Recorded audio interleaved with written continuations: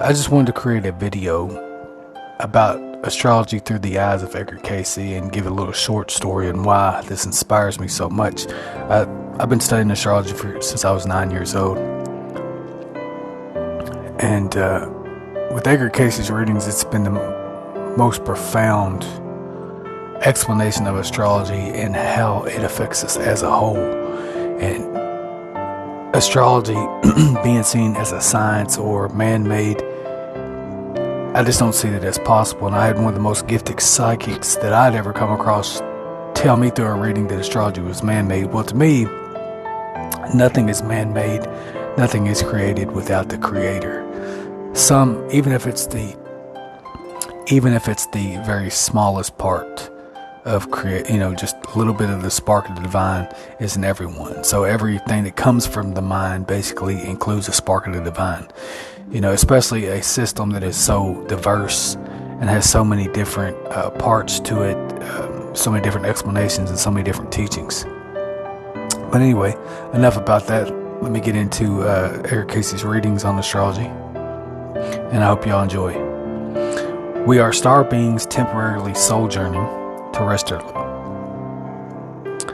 When it came to Cayce's many teachings about sojourning in dimensions of planets in our solar system, he indicated that these were in one's soul body, which was like one's energy field and mind, without a physical form. Here's a sample of his teachings on this topic.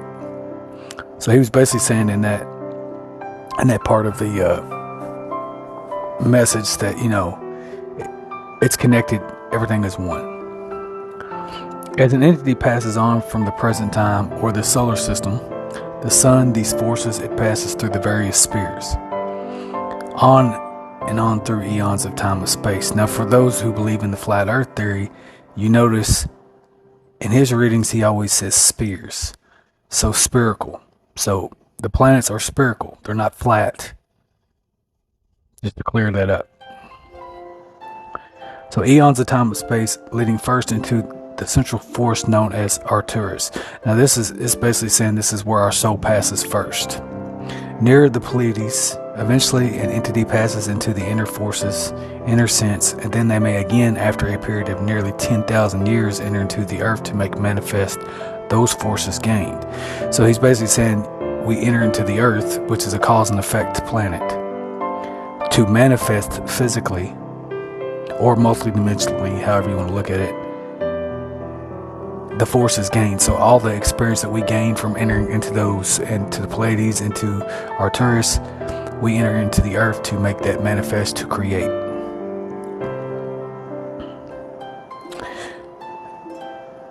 And then it says, and entering the entity takes on those forms that may be known in the dimensions of that plane which it occupies. So basically he's saying that although we see the planets as, earthly spheres or spherical shapes, however you want to, identify with that, there's more to it. Dimensions of consciousness, if you will. So many different layers. So when you hear people talking about going into 5D, 3D, and all those things, those are just multidimensional aspects of each individual entity, planet, person. Kind of like the 12 houses in the zodiac. Those are dimensions upon that one thing. So when you have the 3D, planet Earth, you also have many different layers, many dimensions of that. So when people say you're moving into 5D or the fifth dimension, they're basically saying that you're gaining an awareness of another part of it. And it's different from density. So you'll see a lot of readers, a lot of people on TikTok, a lot of people on YouTube get that, they don't understand the difference between that.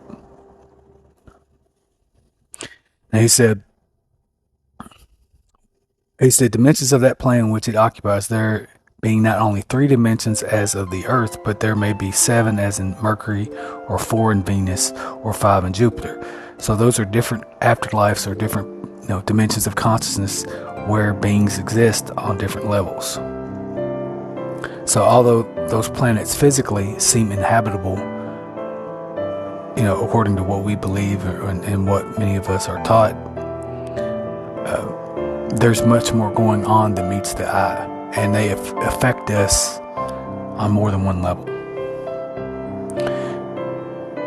There may be many more, as in those of Neptune, or there may become even as nil until purified in Saturn's fires. Now, he makes a distinction between Saturn and Saturn's fires. So,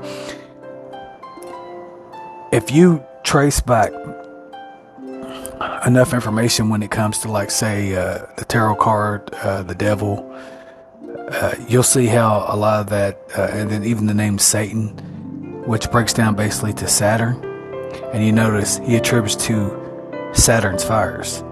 Saturn is the planet to where we go to be renewed. So basically, through purification of fire on a soul level, this is a afterlife in which we can go to where we're made anew, where we are cleansed. So is this what they talk about when they talk about the biblical hell? You know, that's something that you would have to wonder about. A lot of people on spiritual TikTok, places like that, you know, YouTube, they will say that there's no such thing. And with this new information to many of you, this makes a lot of sense. He identified the star Arcturus as the star gate in and out of this region of the galaxy. Arcturus is in the constellation Bootes, the herdsman. It is the brightest star in the constellation and the fourth brightest star in the night of the sky. So if you're looking for it, that's where you can find it. He attributed a unique purpose or experience to each of the planetary dimensions, not their physical surfaces, but their dimensions of consciousness, as follows. So this gives you another example of dimensions of consciousness. Now, he said we have 3D bodies, but we can think in 8 dimensions of consciousness. Now, that was in the 1900s, and even before that. I'm not sure when that reading where it mentions that actually was done, what year, but dimensions of consciousness. So it's dimensions of consciousness, where different levels of consciousness, where spirit creates, where spirit dwells, where spirit exists on different levels.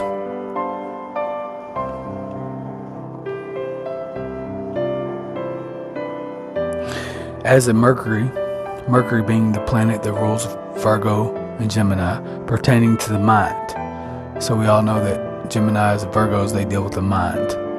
In Mars of madness, his term for temper, anger, even rage. So when we look at Mars, we look at Mars being ruled by Aries. Aries being the god of war. The Romans, the Greeks, they worshiped this deity. They worshipped all of that. Now there's a lot of speculation and a lot of information that you'll see in a lot of videos where they talk about people are going to terraform Mars and they're going to live on it. Mars was already a population at once. It was already something where entities existed in the past or in simultaneous lifetimes of parallel realities.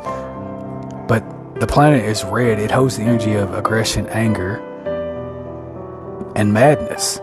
So for all of you that believe that you could go to Mars and live there without being affected by this energy, you're crazy. Because I can tell you right now, that is where all of our rage, anger, war comes from. All you have to do is take a look at how Mars retrograde affected many of us, or when Mars is in when it's highlighted in someone's chart,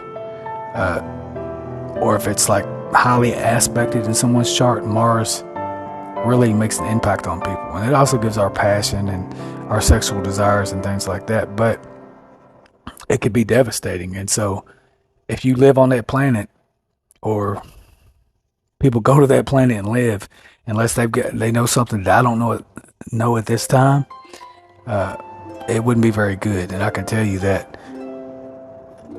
So something to think about. So he says, as Earth is as a flesh, he called this causal dimension of cause and effect. And Venus as love, he also attributed the arts to experiences in the realms of Venus. And Jupiter as strength, he also identified this realm as dealing with large groups, the masses. So as I said before about Jupiter being expansion. And Saturn as the beginning of the earthly woes, that to which all insignificant matter is cast for the beginning, which basically means, renewal. So as he's saying again on Saturn, Saturn, the beginning of earthly woes. So it's a planet of woes. So when you think about the term woes and you hear people use that,